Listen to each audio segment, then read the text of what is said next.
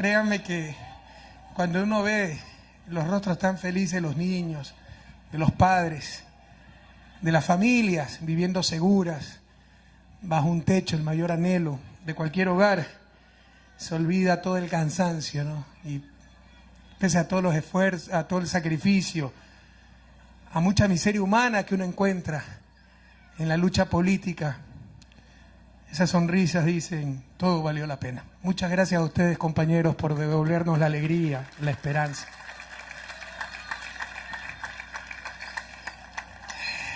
Aquí ha habido crueles eufemismos, ¿no? Se nos hablaba de un modelo de desarrollo exitoso. ¿Exitoso para quiénes? Para los de siempre. Porque las inmensas mayorías, ese éxito, ni siquiera lo habían visto de lejos. ¿Habrán alguna vez visitado a aquellos que decían y hablaban de un modelo exitoso en Guayaquil?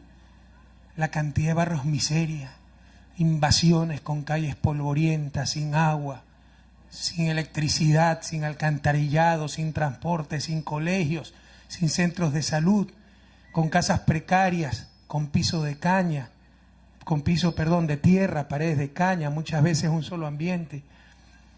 Y que no me digan que eran los barrios marginales, al margen, algo secundario, sin importancia. No, eran barrios marginados, excluidos, pero eran las grandes mayorías. Tal vez la única vez que Guayaquil creció planificadamente fue en su fundación española, cuando se trazaron las calles de la nueva villa Santiago Guayaquil. Pero ahí, Pedro ha dicho, 40 años ha habido un caos urbano. Yo creo que toda la historia de nuestra república ha sido un caos urbano. Es uno de los mayores problemas que tiene el país. El desorden en el crecimiento urbano. Y ese desorden, como en muchos otros aspectos de nuestra vida social, se lo confundía con democracia, con libertad, con independencia. Como que si la libertad significara no respetar normas, no respetar reglas, no respetar el derecho de otros, no respetar el derecho común. Y así, todos hemos perdido, compañeros. Este tal vez es el principal problema que tiene nuestro Ecuador, la falta de planificación urbana, que ha provocado que una inmensa masa poblacional, tal vez la mayoría de la población, hay ciudades donde la mayor parte de esa ciudad han sido invasiones, barrios absolutamente informales, precarios. El propio Guayaquil, aquí al frente Durán, Santo Domingo, ha habido ciudades que han nacido un cruce de caminos, alrededor de pozos petroleros, sin servicios básicos, sin ninguna planificación. Y ese es uno de los mayores problemas, por favor, que tiene el país. Y si no paramos este problema, si no resolvemos la falta de planificación urbana, no saldremos de la pobreza, no saldremos de la miseria, no alcanzaremos el buen vivir, no habrá recursos que alcancen. Incluso, esto tiene repercusiones en cuanto a seguridad alimentaria. Muchas de las invasiones que ustedes tienen alrededor eran tierras para uso agrícola. El avance de las ciudades reduce la cantidad de tierra para producción de alimentos. Y ese es un problema del cual tenemos que preocuparnos. Y ese es otro de los grandes engaños, ¿verdad? Los traficantes de tierra, muchas veces en base a chantajes, extorsiones, amenazas, obligaban a los dueños de la tierra a vender sus haciendas. Mira, o me la vendes o de todo modo te la invado. Para no armar problemas, para que no corra riesgo mi familia, la vida de mis hijos, vendían muchas veces a precio de gallina enferma. Entonces venía el traficante de tierra con total descaro a decir, esto es un negocio lícito porque la tierra es mía, yo la puedo lotizar y vender. No, señores, no la pueden lotizar y vender porque no es tierra para uso urbano, sino para uso agrícola. Y ese es uno de los graves problemas también que enfrenta el país. Con el caótico crecimiento de las ciudades, la reducción de tierras para uso agrícola y con ello la reducción de tierras para producción de alimentos y la mayor vulnerabilidad alimentaria que tenemos. Y esto, compañeros, ahora que está tan de moda para hacerle daño al gobierno, ¿verdad? Como que si este era el país más seguro del mundo, y con los irresponsables del gobierno de la Revolución Ciudadana es que se ha vuelto inseguro. Antes era una isla de paz, ahora somos un país donde nadie puede vivir tranquilo. Yo recuerdo que en mi juventud, cuando vivía en Guayaquil, me asaltaron 3 veces, pero antes no existían asaltos. Es recién con nuestro gobierno. Y eso es lo que tratan de implantar, imponer los medios de comunicación, sobre todo frente a la próxima campaña electoral, porque están desesperados y van a buscar cualquier cosa para tratar de derrotarnos. Pero es cierto que a nivel mundial la inseguridad ha aumentado, el crimen organizado ha aumentado, pero hasta en esto nuestras prioridades han sido dictadas desde afuera. Hemos combatido ciertas clases de crímenes organizados, de crimen organizado, que convenía a otros países, a otras sociedades, a otras realidades, no a nuestra realidad, donde habían otras urgencias, otras prioridades, porque el tráfico de tierras también ha sido crimen organizado, con jefes de la mafia, esos traficantes, con matones que amenazaban, asesinaban, eran dueños de los barrios donde en la cual se había generado la invasión, con contactos políticos que protegían a estos sinvergüenzas, los utilizaban en época de campaña como guarda de choques, para llenar mítines políticos. Prohibido olvidar, ciudadanas y ciudadanos de Guayaquil y de la República, esto también es crimen organizado, el tráfico de tierras, y es tal vez el crimen organizado que más daño ha hecho a nuestra República. A los pobres los ha perpetuado en el círculo de la pobreza, muchas veces en nombre de esos mismos pobres.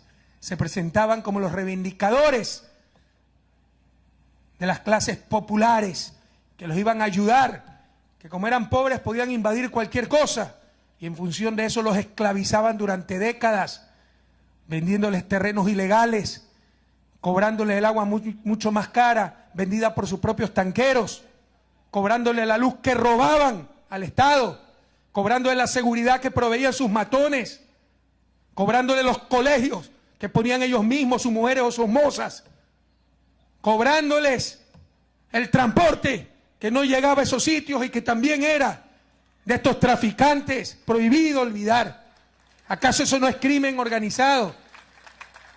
Y perpetuó en el círculo de la pobreza a inmensas masas poblacionales, pero también a la sociedad en su conjunto la empobreció, porque dotar luego de servicios a ese crecimiento urbano caótico, agua potable, alcantarillado, etcétera, era muchísimo más costoso. Y esto ha sido una de las causas también de la inseguridad que hoy vemos. En este caos urbano, en esta situación precaria de vida, muchas veces infrahumana, insistimos, barrios enteros, mal llamados barrios marginales, más bien barrios marginados, sin agua, sin luz, sin alcantarillado, casas con piso de tierra, se generaban sin educación, sin salud, sin servicios públicos, peor, bienes como bienes culturales. Se generaban pandillas, los jóvenes no tenían espacios verdes, lugares públicos donde distraerse sanamente, y eran germen, y son germen para la violencia.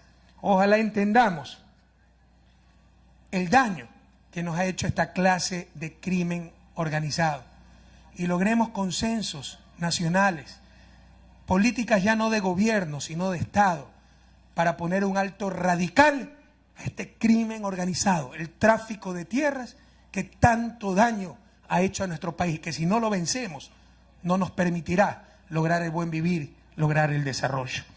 Y no solo ha sido ese crimen organizado, como en muchas otras partes. El crimen organizado tiene sus corifeos políticos. Muchos politiqueros han sido cómplices de esos criminales llamados traficantes de tierra, esos explotadores, entendiendo democracia como anarquía, entendiendo ayuda a los pobres como cualquier abuso, irrespeto, no cumplimiento de ninguna norma, y muchas veces también desde ese origen politiquero se han fomentado esta clase de invasiones y esta clase de barrios precarios que, insisto, tanto daño han hecho al país. Por eso, compañeros, compañeras, y aprovecho para saludar porque me olvidé de saludar al inicio, siempre me olvidé de saludar, ¿no? Un abrazo a la mesa directiva, a los ministros, a los señores representantes de los medios de comunicación, a todos ustedes, a la fuerza pública. Por eso, compañeros, esta revolución ciudadana está decidida, cueste lo que cueste, a realizar también una revolución urbana, la revolución del buen vivir. La mayor responsabilidad está en las manos de los alcaldes y todo nuestro respaldo, todo nuestro apoyo a aquellos alcaldes que luchan por su comunidad, luchan por el bien común, luchan por el buen vivir de sus ciudadanos. Esa revolución urbana implica cero tolerancia a las invasiones. Al entrar a Ciudad Victoria, me esperaban unos 20 manifestantes con sus letreros: no más desalojos. Con el dolor del alma, compañeros, les tengo que decir: sí desalojos a las nuevas invasiones. Cero tolerancia a las nuevas invasiones. Demasiado daño ya han causado. No me invoquen la pobreza para justificar estas barbaridades. Ustedes han vivido en carne propia que eso no es la solución, sino nos esclaviza a mayor pobreza, nos condena a mayor pobreza aún. Se acercan las elecciones. Si quieren, esas compañeras y esos compañeros, probablemente de buena fe, pero engañados, que voten por el demagogo que les diga que esta es la solución.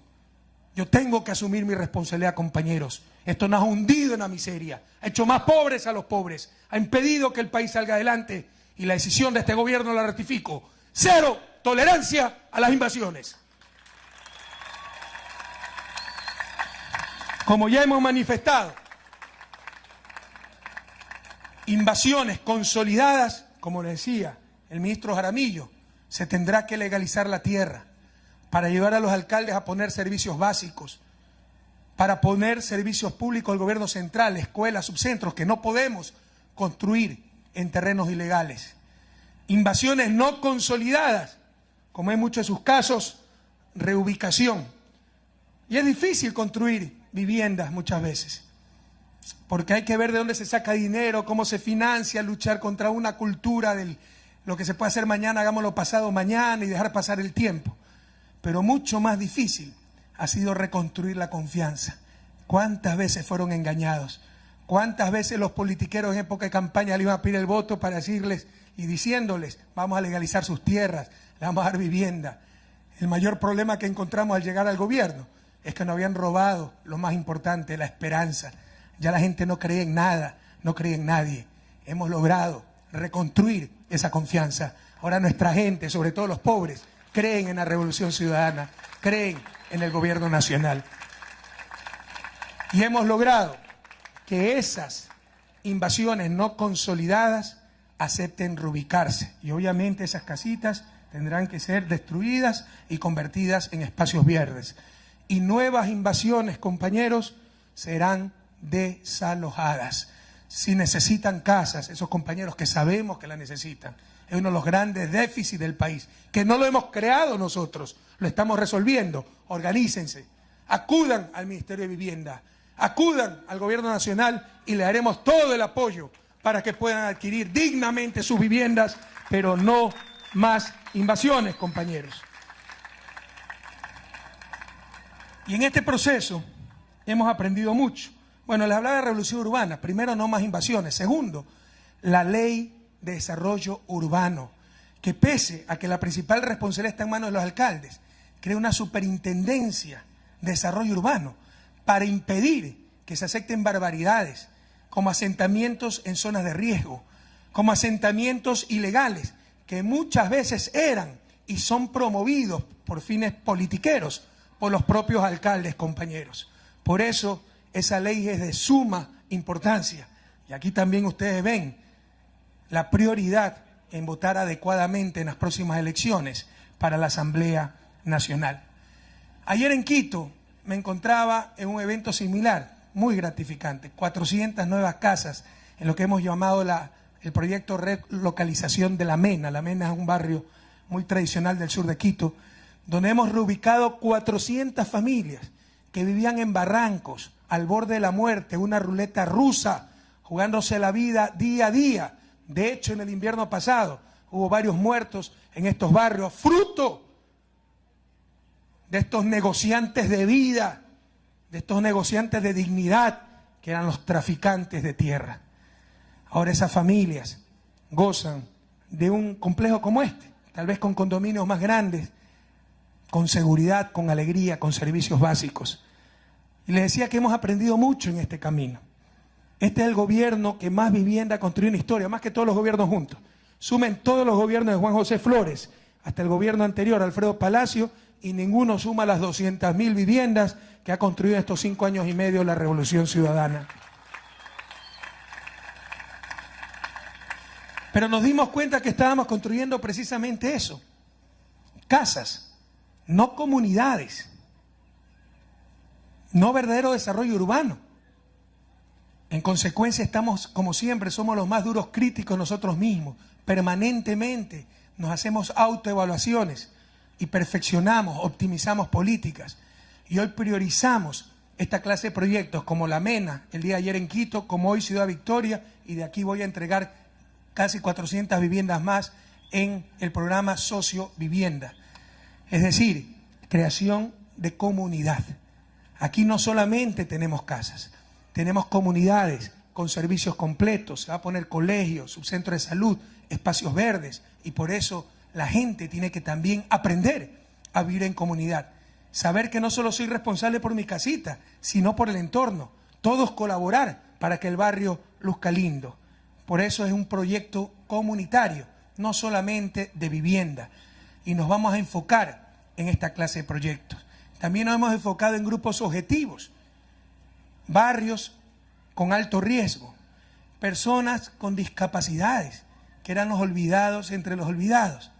Ahora gracias, me decían gracias a usted, presidente. Yo no he puesto 20 centavos aquí. Gracias a ustedes, gracias a su decisión de sostener esta revolución ciudadana. Esos hermanos discapacitados ya tienen, aunque sea un techo seguro, donde vivir. Y con esto también estamos demostrando otra cosa sumamente importante, que ese discurso de que yo me dejé estafar, me dejé manipular por el traficante porque soy pobre, es un discurso vacío, porque les ha costado a nivel individual como familia y a nivel social mucho más caro si al principio hubiéramos hecho las cosas bien. Ustedes saben que vivir en las invasiones no era gratuito. Tenían que comprarle el terreno, y venta ilegal. En verdad no era de ustedes el terreno, no valía esa transacción. Estaban siendo estafados. A los traficantes no hay que pagarle 20 centavos más, hay que denunciarlos para mandar presos a estos sinvergüenzas que han creado tanta miseria, compañeros, que nos han hecho tanto daño.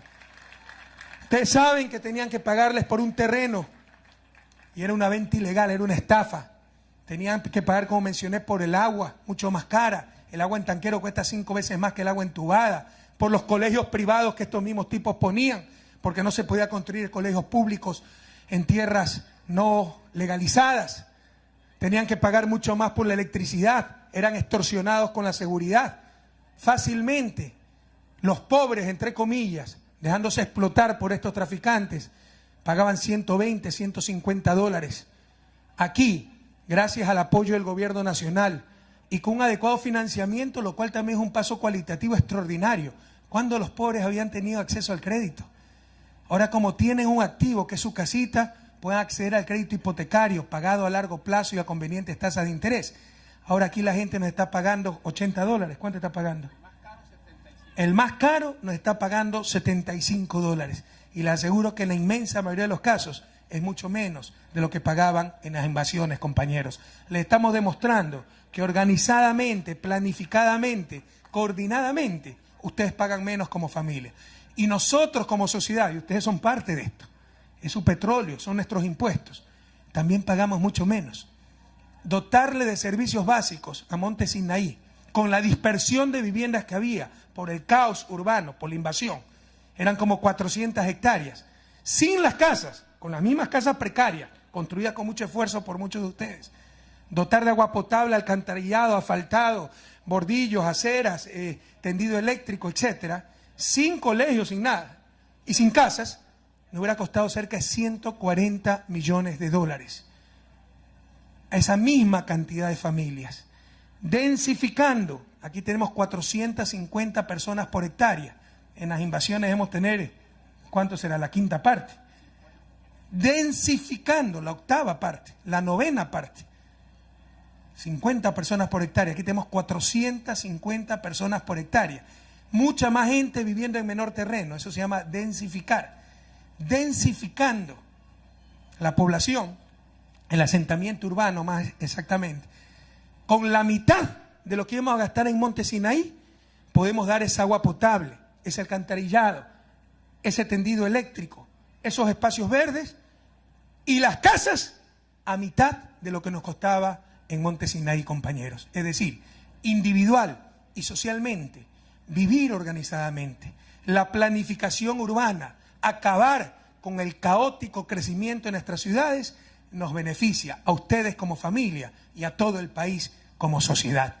Acabar con esto de la falta de planificación urbana, con el tráfico de tierras, con los traficantes de tierra, esa forma de crimen organizado que tanto daño nos han hecho.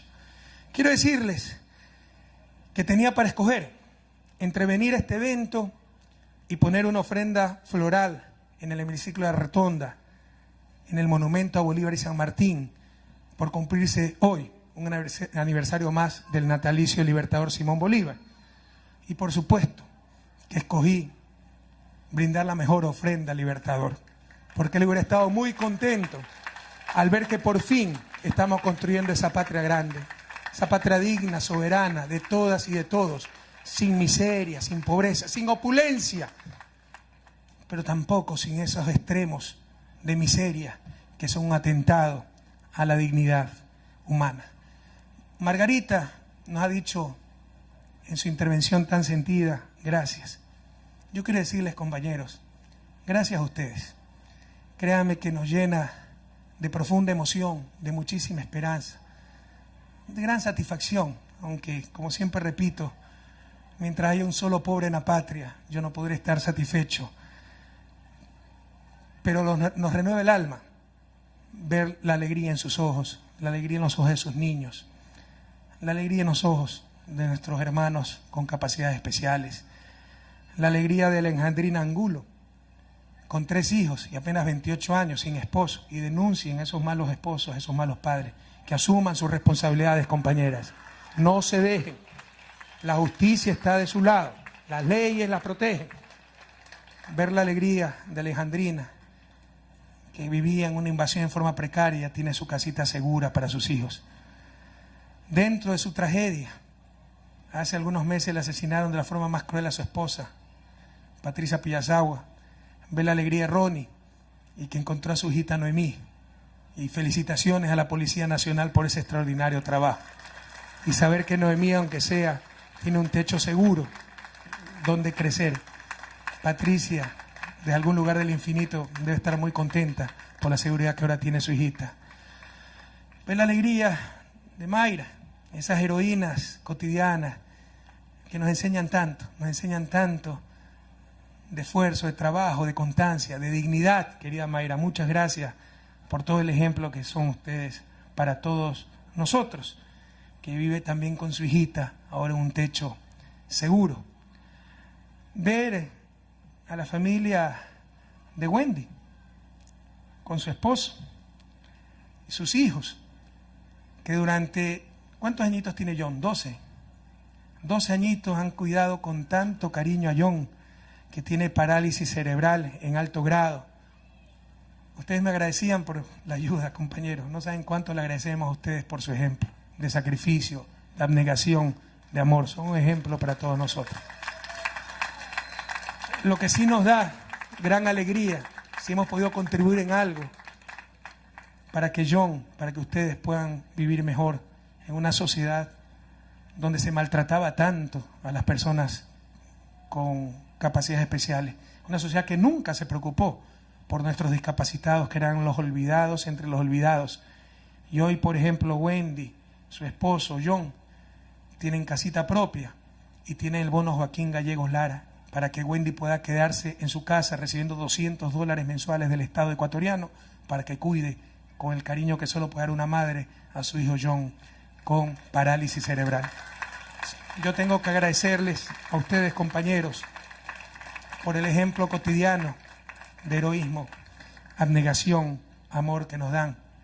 Y tengan la seguridad que nuestra mayor alegría es poder servirlos, porque solo estamos para servirlos a ustedes, para buscar un país sin opulencia, pero sin miseria, un país mucho menos injusto, un país de todas y de todos.